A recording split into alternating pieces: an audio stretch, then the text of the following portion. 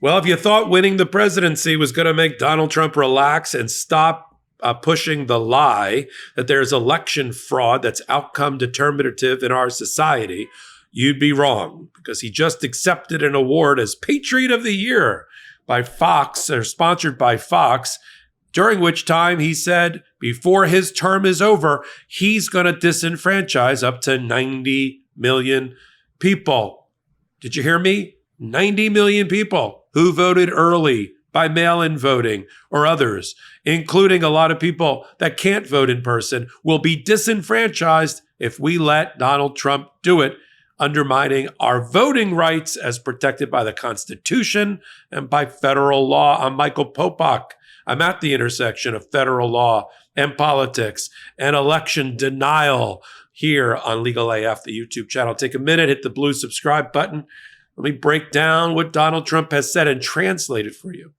He said in a speech on Thursday that if he has his way, meaning he's going to try to fight off election fraud, which is virtually non-existent in this country, he's going to try to get us to a point where not every vote is counted, where we don't make it easy to vote so that people can have their voices heard, but make it harder, make it narrower, make the door even smaller. If you're playing sports, make the goal so tiny that you can barely get a piece of paper through it, let alone the ball.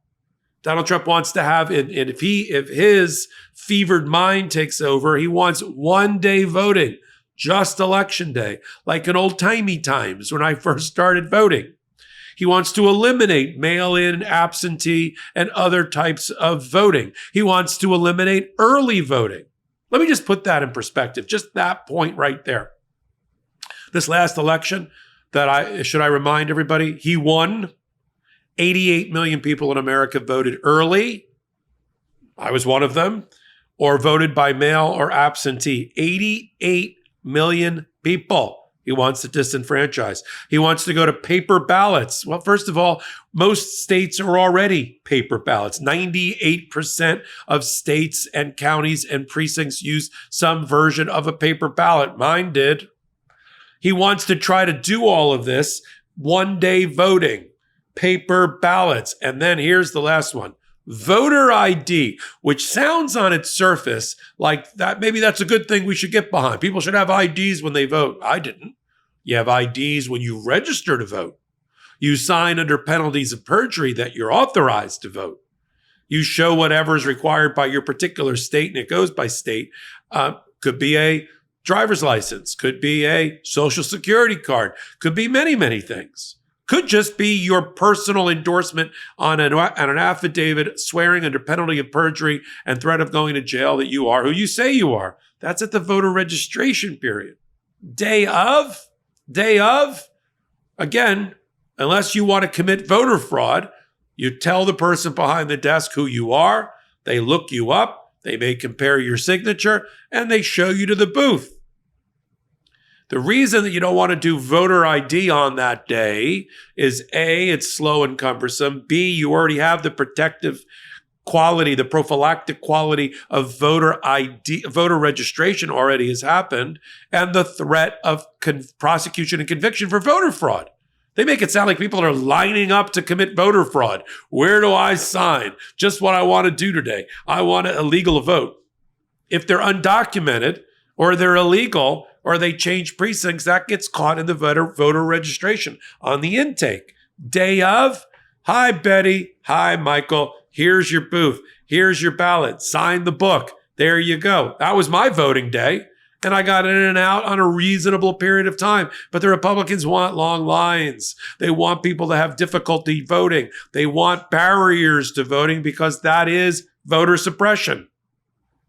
We as Democrats want not illegals to vote, not undocumented to vote, not people to vote in wrong precincts or vote their dead grandmother's ballot, but we want to embrace and make it as easy as possible. We have countries like Sweden and Norway and Scandinavian countries and things like that. You vote at an ATM machine. Boop, boop, boop. I don't know if you make that sound, but you certainly vote at an ATM machine. Ease of voting. How do you protect yourself from fraud? If it was really that big of a problem, Prosecutions. You know how many people get prosecuted on a yearly basis in states because there's no voter fraud? Like 3, 5, 12. Georgia, 8 million people voted. They had 12 cases.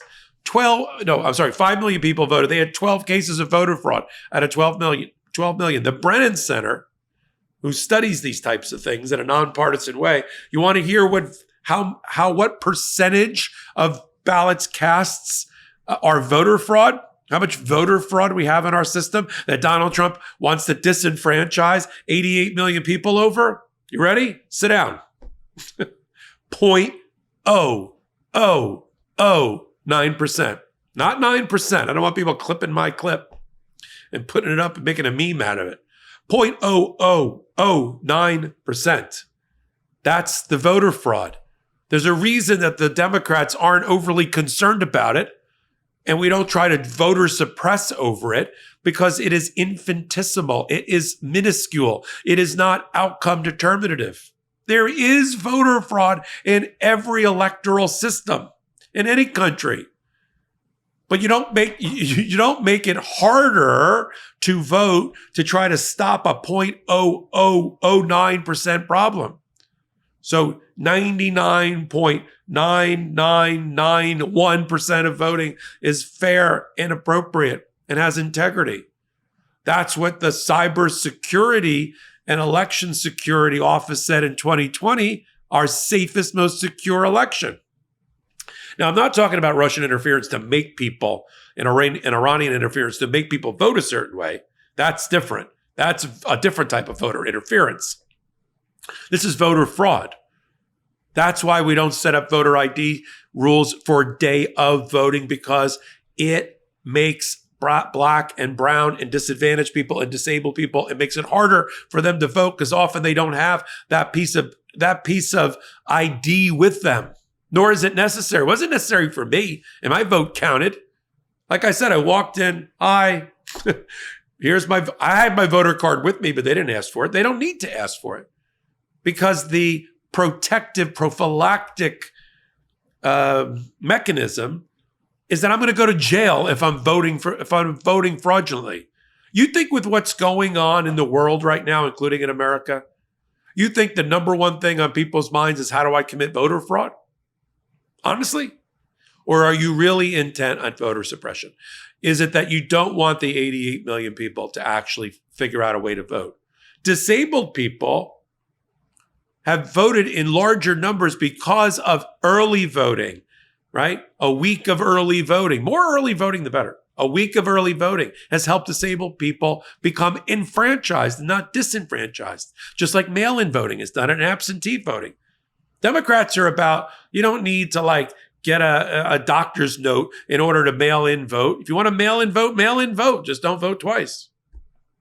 This is a charade. This is a facade. This is a smokescreen to suppress the votes of Democrats.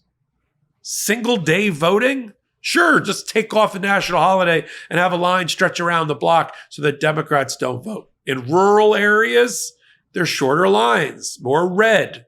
That's not a problem. Large urban areas, how are you going to get everybody that wants to vote in one day? You can't. But the Republicans don't care because those are Democratic strongholds. Their areas are protected by the fact there's less of them.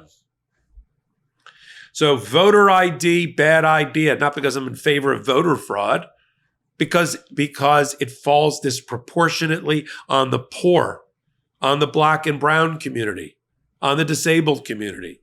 We already did the voter ID at the registration part. We don't have to double ID at the day of election to make the line stretch even longer. Again, when they say voter integrity, we should yell back voter suppression.